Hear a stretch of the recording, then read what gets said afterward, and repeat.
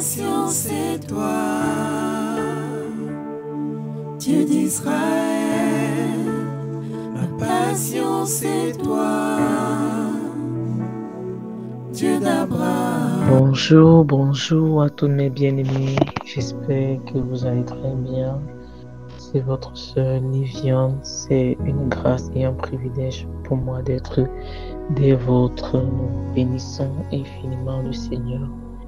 Si vous êtes édifiés par ces posts, ne manquez pas de liker, d'aimer, de partager, également de vous abonner afin que le maximum de personnes puissent bénéficier de cette grâce et de cette faveur que le Seigneur nous accorde.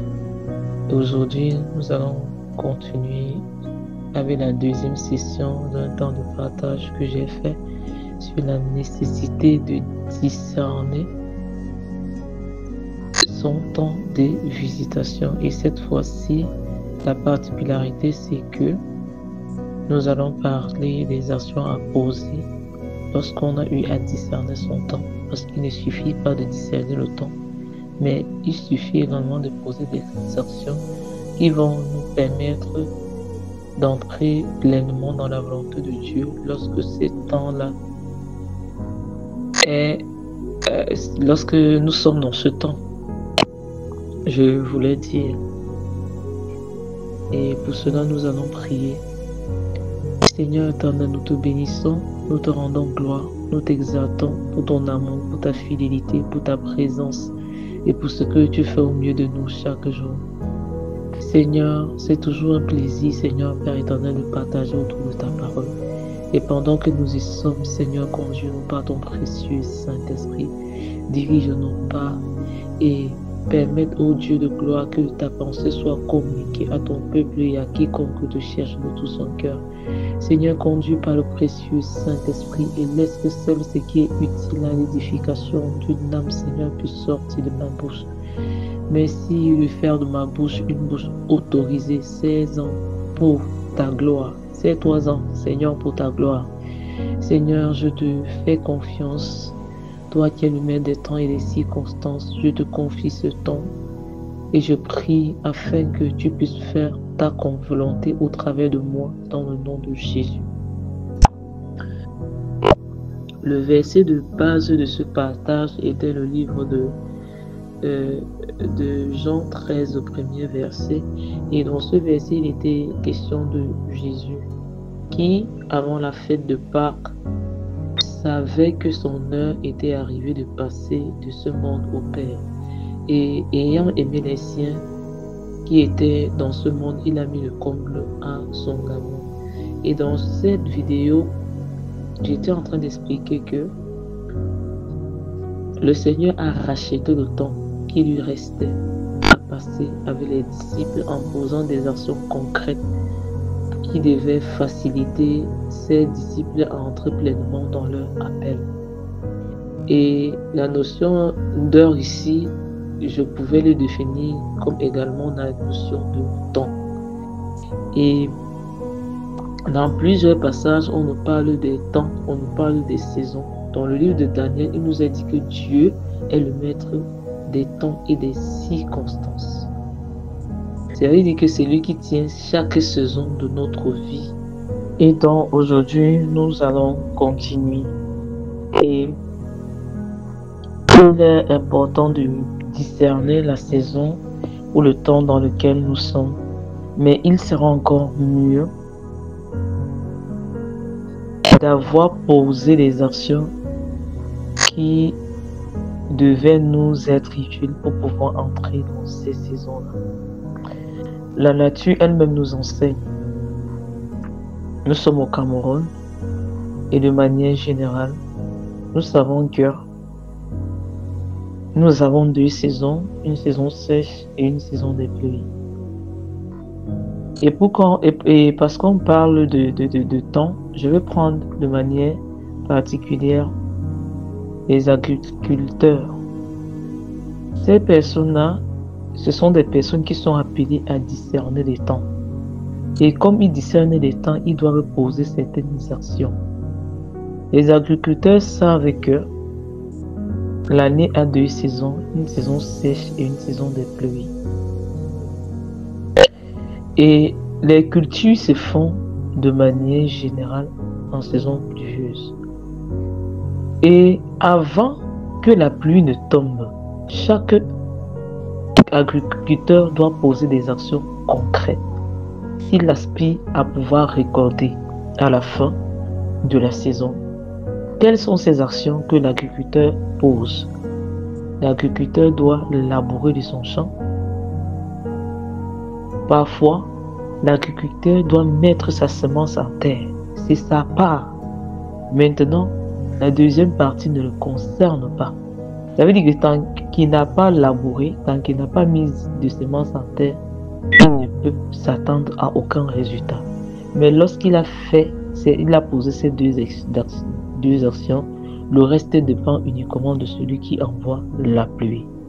Ça veut dire que nous, enfants de Dieu, lorsque nous discernons que c'est notre temps, il y a des actions que nous devons poser avant que le Seigneur n'envoie sa pluie. Parce que si nous n'avons pas cultivé de notre champ, si nous n'avons pas mis notre semence en terre, mais qu'est-ce que nous attendons du Seigneur? Il ne peut rien faire. Donc, il ne suffit pas seulement de discerner son temps de visitation, mais il suffit de manifester une certaine sagesse qui nous sera utile pour entrer dans ce temps-là selon la pleine volonté du Seigneur. Je vais prendre l'exemple. La Bible nous dit que le Seigneur avait promis à Abraham que son peuple devait faire 400 années d'esclavage en Égypte. Mais Galates 3, 17 nous dit, ce peuple-là n'a pas fait les 400 ans que le Seigneur avait déclaré au Père dans la foi qu'est Abraham, mais ce peuple a fait 430 ans. Et on peut se demander, mais d'où viennent les 30 ans de plus qui étaient au-dessus? Les 30 ans de plus qui étaient au-dessus, c'est tout simplement parce que ce peuple-là n'a pas discerné que le temps était à son comble pour pouvoir des actions concrètes afin que le Seigneur puisse envoyer la pluie du ciel. Et quelle est l'action que ce peuple devait poser pour que le Seigneur fasse sa part? Exode 3, 7 à 8 nous dit ceci. L'Éternel dit, j'ai vu la souffrance de mon peuple qui est en Égypte, et j'ai entendu des cris que lui font pousser ses oppresseurs, car je connais ses douleurs. Je suis descendu pour le délivrer de la main des Égyptiens et pour le faire monter de ce pays dans un bon et vaste pays, dans un pays où coule le lait et le miel, dans les lieux qu'habitent les Cananéens, les Héthiens, les Amoriens, les Phérésiens, les Éviens et les Jébusiens. Remarquons quelque chose, bien-aimé. L'Éternel dit, j'ai vu la souffrance. Ce n'est pas parce que Dieu voit notre souffrance qu'il intervient, non. Mais Dieu attend une action de notre part. Le Seigneur avait vu, mais le Seigneur ne pouvait pas intervenir parce qu'il fallait une action de la part d'Israël. Ce que nous sommes appelés à faire, Dieu ne peut jamais faire notre part. Dans notre relation d'intimité que nous avons avec lui là, il ne va jamais faire ce qui est du comble de l'homme. Mais qu'est-ce que ce peuple était censé faire? Quelle est la sagesse que ce peuple était censé manifester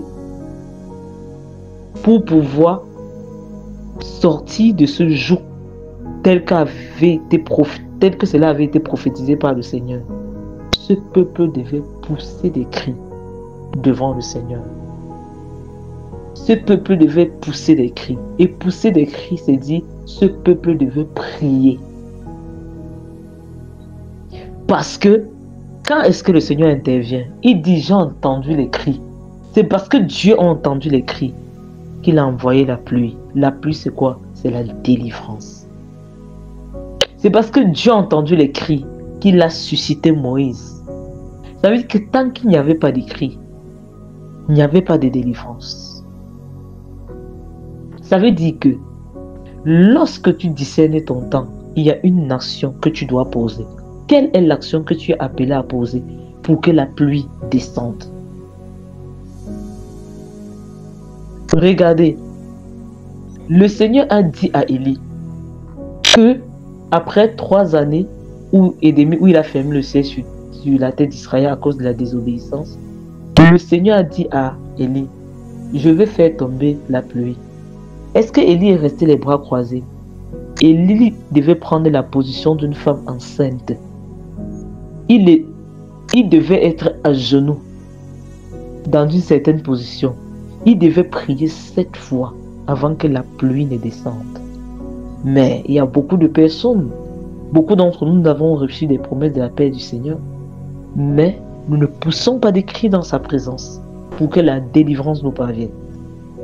Pour que la pluie tombe, Élie devait être à genoux 7 fois avant que la pluie ne tombe.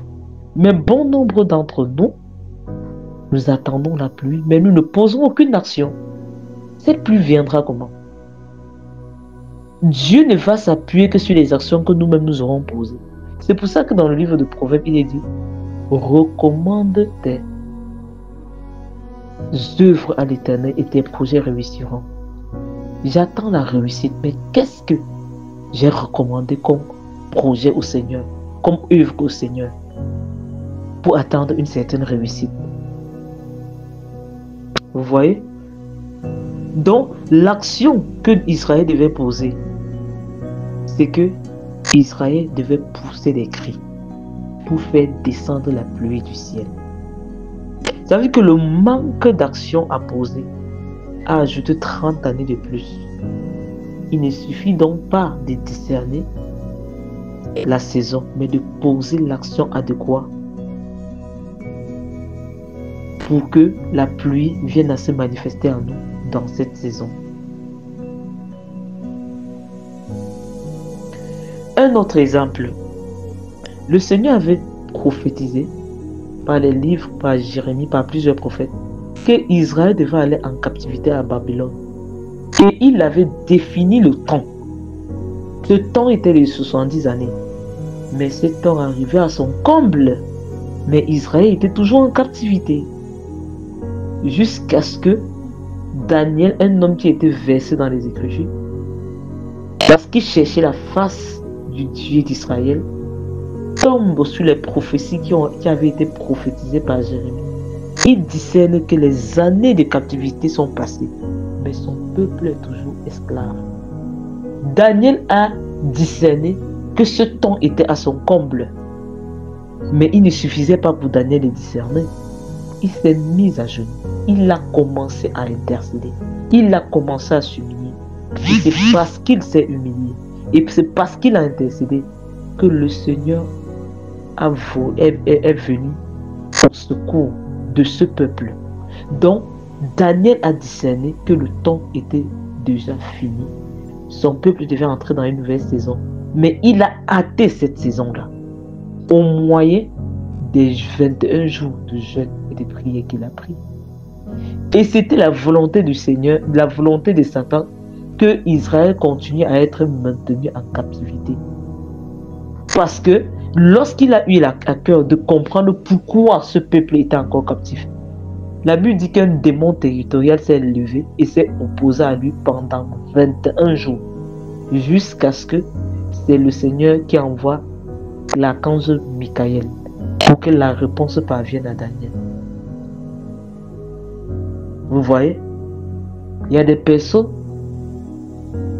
vous connaissez que le niveau, c'est-à-dire, vous connaissez que ce n'est pas votre niveau là. Mais, quelles sont les actions que vous posez pour entrer pleinement dans votre vie? Parce que le monde des ténèbres combat les justes comme il n'est pas permis. Daniel était un homme bien-aimé de Dieu. Quand on dit que tu es bien-aimé, ça veut dire que tu as été justifié. Tu es juste. Et n'est-ce pas Jacques qui nous dit que la prière du juste est une grande efficacité? Mais beaucoup de justes subissent la volonté des démons. Pourquoi? Ils ne discernent pas les temps et ne posent pas des actions concrètes pour sortir de certains cycles dans leur vie. La Bible nous dit quelque chose de fort. La Bible nous dit que les fils d'Isaacar avaient l'intelligence des temps pour savoir ce que Israël devait faire. Isaacar a discerné le temps, a discerné que c'était une nouvelle saison. Mais Isaacar ne s'est pas arrêté à discerner que c'était un nouveau temps, une nouvelle saison. Mais ils ont eu la compréhension, la sagesse de faire ce qu'ils devaient faire pour entrer dans cette saison. Ils ont eu la sagesse de discerner le temps, mais de poser aussi des actions concrètes. Si nous discernons le temps et que nous ne posons pas d'action, il n'y aura aucun résultat. Parce que comme je l'ai dit au début, il y a la volonté de Dieu, mais il y a la part de Dieu, il y a la part de l'homme. Et Dieu ne peut jamais faire la part de l'homme. Vous voyez? Le Seigneur t'a dit qu'un temps viendra où peut-être tu vas te retrouver sur les réseaux sociaux à annoncer l'évangile. Qu'as-tu fait pour préparer ce temps-là? Lorsque le Seigneur te donne une parole comme celle-là, ça veut dire que tu devras commencer à apprendre comment fonctionnent ces réseaux-là. Que ce soit TikTok, que ce soit Facebook, que ce soit YouTube, que ce soit Instagram. Lorsqu'il te l'a dit, tu devras comprendre que la technologie évolue. Tu devais commencer à apprendre à faire des montages pour que lorsque ce temps arrive, tu sois pleinement prêt à recevoir cette nouvelle dimension de révélation qu'il veut te donner pour que tu exposes publiquement afin que plusieurs puissent bénéficier de la grâce qu'il a déposée dans ta vie. Mais si tu n'étais pas formé, le temps là va arriver, tu ne feras rien.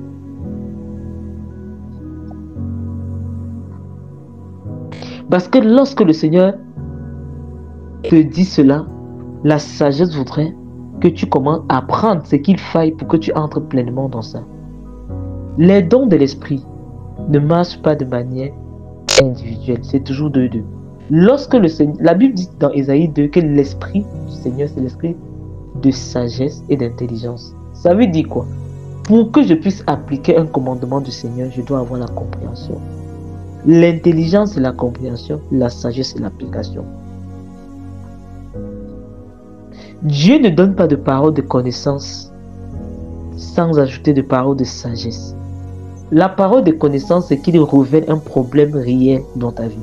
Mais la parole de sagesse, c'est qu'il te révèle ce que tu dois faire pour sortir de cela. La Bible va nous dire quelque chose dans Luc 19, 41 à 44. La Bible nous dit que, comme il approchait de la ville, Jésus, en la voyant, pleura sur elle et dit: si toi aussi, au moins en ce jour qui t'est donné, tu connaissais les choses qui appartiennent à ta paix, mais maintenant elles te sont cachées. Il viendra sur toi des jours où tes ennemis t'environneront de tranchées, t'enfermeront et te serreront de toutes parts.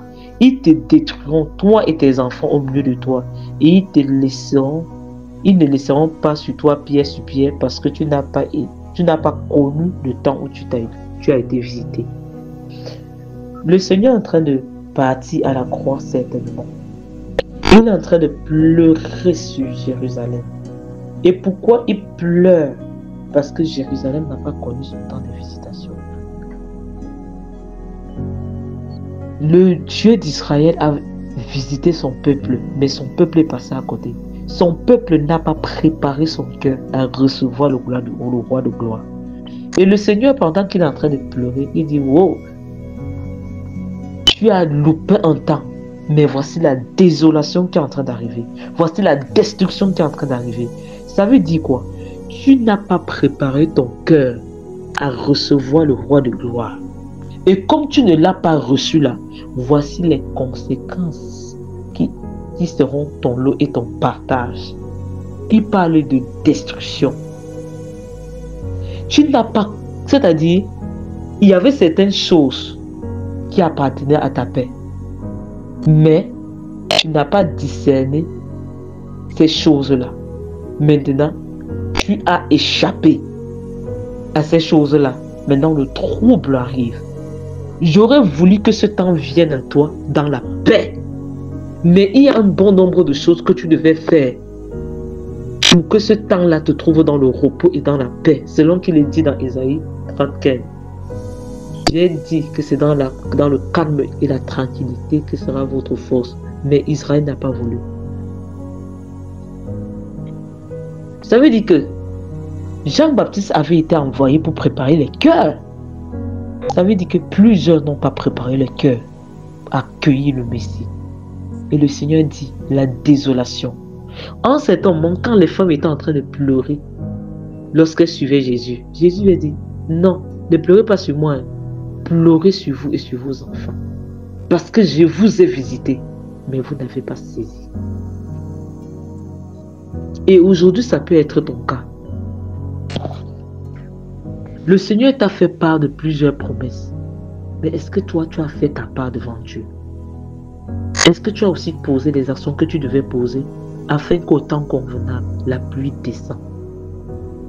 Il y a des fois, la pluie ne descend pas parce que nous avons décidé de retenir la pluie. Pourquoi? Nous avons manqué de sagesse pour poser des actions qui devaient pousser le Seigneur à envoyer la pluie du ciel. Regarde à ta vie. Les actions que tu étais censé poser pour expérimenter la pluie du ciel, pose-les afin que les temps de rafraîchissement viennent dans ta vie, afin que les temps de consolation viennent dans ta vie. L'apôtre Pierre va dire dans Acte 2 à Israël, repentez-vous afin que les temps de rafraîchissement, afin que le Seigneur vous envoie la pluie du ciel, afin que le Seigneur vous envoie la rosée du ciel. Et parce que tu as discerné au travers de ce partage que tu as beaucoup loupé, tu connais ce que tu dois faire pour que le ciel s'ouvre à nouveau sur ta tête.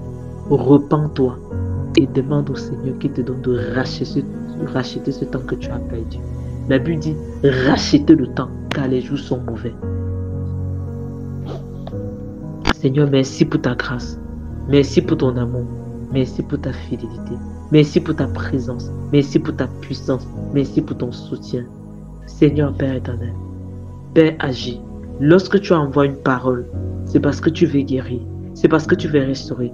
Et je prie afin que tous celles qui sont passés à côté de leur temps par manque de sagesse, je prie afin que tu les donnes la sagesse. Je prie afin que tu les pardonnes et que tu les donnes de manifester cette sagesse qu'ils auront dû manifester depuis fort longtemps afin de pouvoir bénéficier la pluie du ciel. Seigneur, je te bénis parce que tu pardonnes et parce que tu pardonnes, tu ouvres à nouveau le ciel sur les têtes afin qu'ils expérimentent des temps de rafraîchissement, afin qu'ils expérimentent des temps de rafraîchissement. Père, je te lève, je te magnifie, je t'exalte, Seigneur. Toi, le Dieu des secondes grâces, toi, le Dieu des secondes grâces, tu les accordes une seconde grâce afin que, Seigneur Père, ils puissent entrer pleinement dans ta volonté. Au nom de Jésus, reçois l'honneur, la gloire, la puissance et la magnificence au nom de Jésus. À très bientôt. Je vous aime de l'amour de Jésus. Amen.